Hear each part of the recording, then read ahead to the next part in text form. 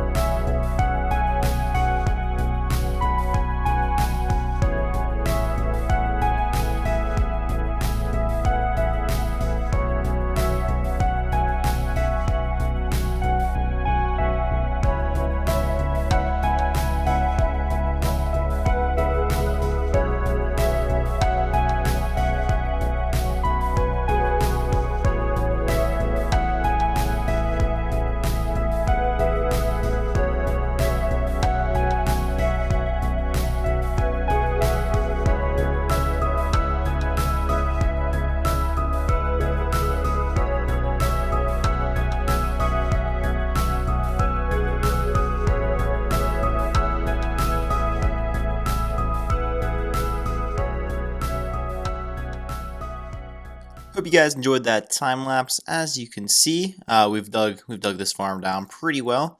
Unfortunately, the time lapse got cut short. It's sort of weird. Like the replay mod, like when it was rendering, sort of like froze on this weird screen. And actually, I let it run all night, and it's sort of like it looked like it just froze during the middle of the night, and it just stopped rendering with about 30 seconds left in the time lapse, I guess. But it's all right. We still got a decent amount of footage out of it. But yeah, so we dug this down to Y39, so you got like 35 more blocks to go, but definitely some major progress there. But I guess what's the most important part of this was how much resources do we get. So as you can see, you got a ton of dirt, stone, ton of stone, a lot of stone right there, as well as a decent amount of cobblestone too. I ended up going through like a pick and a half for Silk Touch, and then about a pick for Fortune. So yeah, we definitely got a decent amount, got about halfway done with the chunk. But I guess the next step is to build the Enderman farm. So I'm currently bridging away from the end island. We got to get about 128 blocks away. That's so the only Endermen spawning are, of course, the Endermen in our farm. But yeah, so we're going to basically go, just to be safe, so we know, wherever we kind of move around, I'm actually going to go 2 stacks, which is the 128, plus another, let's say 20 blocks. So basically, the slab is in my inventory. Anyways, I guess let's keep on building. Hopefully I don't die, but worst case, if I fall, I do have the elytra, so unless I'm a total idiot, which, very well possible, I shouldn't die. So I guess let's keep going. And we built out that 128 blocks and built up a little platform and put in all of the redstone required for this farm. As you can see, it's pretty minimal. Most of this isn't really required. Technically, you don't even need the hoppers if you don't want to. It's just also, because we're going to have, of course, a decent storage system for ender pearls. So basically what we got here is 4 hoppers or 5 hoppers feeding in this direction, and then the other 4, about half and half, feeding in this direction. So ender pearls will fill up these 2 chests first, and then if it's overfilling, they'll go in here. We'll turn this lever off, and this is same on both sides. And basically what this means is it'll just get spit off the edge like so. So the reason why we have these levers, though, is so when we're doing work on the farm, if somehow I fall down here or get killed on these hoppers, then we don't have to worry about Enderman killing us, essentially, because that'd be extremely bad. So yeah, that's the reason for that. Anyways, I guess the next step is to build the platform. I might get some carpet to put on these hoppers first, but we can get started on that to begin with. Alright guys, I guess we should get into it.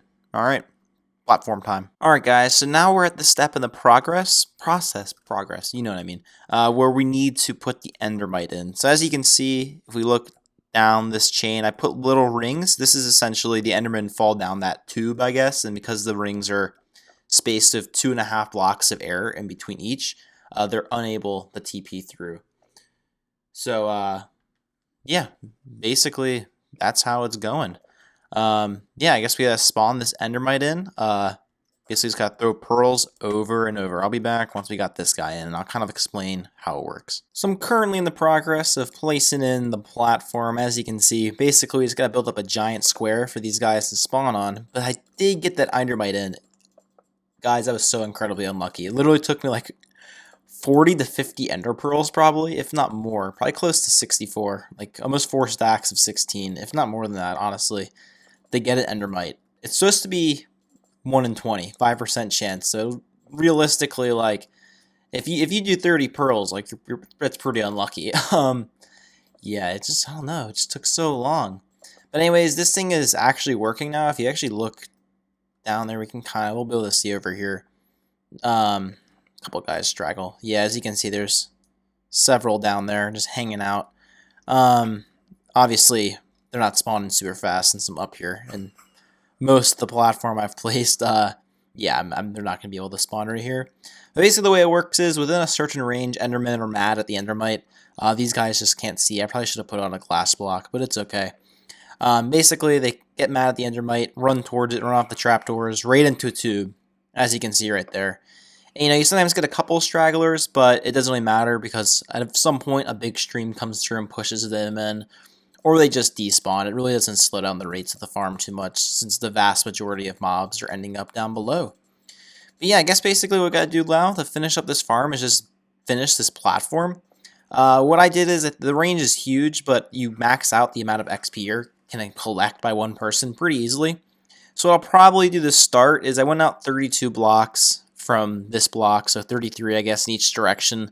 So I'll finish this part of the rectangle. Worst case, I can always add on a little bit more on this side, but I think this should be more than enough for now. Basically, I think this should be plenty big to get us the maximum amount of XP you can get from an Enderman. Because, obviously there's a limit to how much XP orbs you can take in. And unfortunately, Enderman, it's pretty low because their orbs aren't worth that much. Anyways, guys, I want to keep going. Yeah, I guess just keep on placing over and over. A lot of slabs, Well, this is certainly an interesting view to say the least. But as you can see, this thing's working like a charm. I already have like 50 levels. It works pretty quick. Like, you're always having a ton of XP orbs around you. Like, hands down, this is definitely close to a max XP farm for sure. Anyways, couple updates. I guess we have the storage system down here, as I already showed you. We did manage to get an Enderman head, so I'm pretty happy about that, I must say. We also managed to get some more Ender Pearls, of course. I got an Ender Pearl shulker box, so we can carry around a lot of those now. Of course, I need to place another slab now, I guess. This storm's pretty laggy though, I'm not gonna lie. I'm not really sure why. I've been getting really weird frame lag since I've been working on it. I think it's just all these guys just pushing on each other. I mean, it's okay. Like, the only time we're loading it is when we're using it, so it's not that big of a deal. But yeah, as you can see though, I filled in the platform up here. It's pretty big. Definitely gets the job done. Probably will never need to expand it, to be honest, because we'll have better XP farms anyways in the future. So yeah, pretty happy with that. That's a decent project done. Big step we needed to take for sure. We definitely needed a decent XP farm, and that sort of settled it, I guess. That's basically, yeah, big step. Also repaired all of my tools. Repaired the shovel and repaired this pick as well as the other two. So definitely feeling pretty good about that. Alright, I guess for the rest of the episode, I'm not really sure, how much time we're in this episode. I'm trying to do faster clips. This one's going to be a tad bit longer, but not super long. I'm trying to do shorter clips, so I'm still adjusting to that. So sorry if this is a short episode. Granted, the last one was like 35 minutes long, though, so I think it's okay. Anyhow, I think for the rest of the episode, what we're going to do is we're going to do some remodeling over here. This chest system's cool and all, but, I think we need a shulker box system. I think that's really... yeah, that's what we're going to have to do. A little less lag intensive, a little cooler, a little easier. If you want to just trade with some string, you just grab the string shulker boxes and bring it on over to the villagers. So, yeah, I think we're going to do that. Yeah, I guess I'll gather some supplies and maybe just put that in. Maybe give you a little update halfway through. We'll see, though. We'll see. All right, guys, I'll be back in a sec. Well, guys, I lied to you. We're in the village area now. We're going to work on a bit of a trading hall setup instead. A reason for that is I realized I looked up the design. I don't know how I forgot about this, but I looked it up and I was like, wait a second, like we need sticky pistons for this. So I was like, oh well, we don't have a slime farm. It's not worth to go all the way to a swamp just to get a few slime balls, especially when we have so many little projects that we need to be getting done that really we can't dedicate full episodes to, or might take more than one episode to do all the little tasks associated with it, which is the villager setup. So I guess we'll take this time and I'll sort of explain what our setup's going to be, because we're going to be working on this in small chunks over the course of the next few episodes. It's sort of like several mini projects, I guess you could say, all morphed into one big one. But essentially the premise is this is what I'm putting in right now. This is the librarian section. So basically what we're going to have is we'll have a row. This is 32 spots for 32 villagers. Not all of them will be used. Some can be like reserved for future update. But basically these are the librarians that we're not going to cure in the zombie villagers, or convert and then reconvert to get low prices. So things like blast protection, Bane of Arthropods, Smite even, just like things that aren't going to be too commonly used that we don't necessarily need to. It's just not worth it. It's just not worth the time and effort, honestly, to do all that for every single librarian. Then we'll have a small section somewhere probably like to the left this way, possibly, or even to the left over here. You do have to like watch out of the iron farm. Like we should definitely like space stuff out. I do know I want this section here though, for sure. It's lined up perfectly with the center of the villager breeder, in case you were wondering. We'll have a small section with about 8 librarians for like important trades, so like mending, silk touch, unbreaking, prot, looting, things like that. Things that are like probably the best trades in the game, the best books in the game to have. So we'll have that section, which will be my simple zombie power trading hall. Then we'll have another section with a bunch of little pods. Actually, I take that back. We're not going to have a bunch of little pods. What we're going to have is we're going to have another cured setup, but it's going to be more... not my simple design. It's going to be a slightly different one because we need a more efficient way since it's going to be a larger number of villagers. The reason why we're going to do it, not all of it, is because it doesn't look nice and it's resource intensive. But we'll have 8 of these guys in there. We'll have 8 farmers, and then we'll have 8 masons to get quartz. So that's essentially what I'm sort of thinking of this. So it's sort of going to be like have a librarian section, have a good librarian section, and then we have sort of like the emerald and quartz factory area. So yeah, that's basically what I'm thinking. But what we're going to do, and I actually have a design for this already planned, is we're going to get cracking with just building this hall up. We're just going to sort of build the whole thing. It's really not that much work. It's just basically placing some blocks in. Not too bad. And I guess I'll update you guys throughout the process. And just like that, the little trading hall is done. It's a pretty small project, honestly. I've built this actually once before at this point. Just had to build it up pretty quick, to be honest. I built this on a server, and the server ended quickly, so I never really got to enjoy this build too much. I figured I might as well just recycle it. I had a lot of initial plans for this build on that server, and I never got to do them, so hopefully we can do them on here. Anyways, besides that, I also did some planning and marking. So you might see these little iron block corner type deals, and that's actually mapping out where the wall is going to end up. So basically, I kind of started it, like I made some of them centered on the two builds, but only a little bit. Each side's different, so it's not totally symmetrical, which I definitely think is the right move on that front. But if we take a look and just sort of fly, as you can see, it sort of just wraps through like so, comes up here, goes over here to the side, comes over here, right there, and then sort of makes another jut back around the villager breeder. So basically what we're going to do with this is we're going to preserve the natural terrain. So the design has iron on the bottom. So we're literally just going to build it up, kind of, and we might have to do some modifications where there's a little hill. But I think if we try to flatten this, it's just going to lead. I think that would look better if the whole area is just totally flat. But that's just going to lead down a rabbit hole we don't want to go on, because we have to terraform like the terrain behind it, and it's just going to be a huge mess. And I don't think it should look that bad if it's uneven. I think that's the natural look of the land. So I think we should try to preserve that as much as possible. I think that's what we're going to do with this project. So basically, I'll show you guys the wall design just one sec. But essentially, what this should look like is just, we just put iron, and the wall like goes up and down. Obviously, in areas like this, like maybe we break it a little bit, like put some more dirt right here type of deal, you know what I mean? Because then like stuff like this we can terraform, but like this whole hill to bring down to that level, that would be a lot. And I think it'd just make it look worse overall, because we'd really be destroying the entire Minecraft terrain. So it's really, just quite simple. I guess we can do this before the episode's over. But before we do that, I guess I should show you the design of the wall that's going to surround this place, and then sort of explain some farther plans. Alright guys, so we're in my testing world now. We kind of have to let me fly around to find this bad boy, but if we head over here, that's a failed attempt at an iron farm. Where is it? Oh, here it is. Okay. So I played around with a ton of designs. So initially I was going to try to do something like this, and I just sort of realized, like, it's just too much going on. Like, it's a simple wall that surrounds a huge compound. Like, it doesn't need this much detail to look good. Plus, it's like, this is resource. Like, how much iron? That's a lot of iron. So eventually I settled on this, and this is what the wall is going to surround. And I know it's not a lot, but you got to remember there's going to be tons of farms and trading halls and everything sort of in this area, jam-packed. It's really simple. It's just quartz stairs on these iron blocks with 3 tall white glass panes of a slab right on top. And I guess we can try to simulate what this would look like if we just jumped up a block. So say it jumped up right here.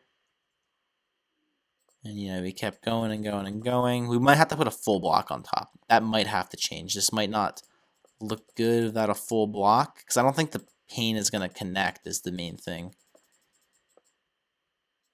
The top pane, because we'd have a third one right here.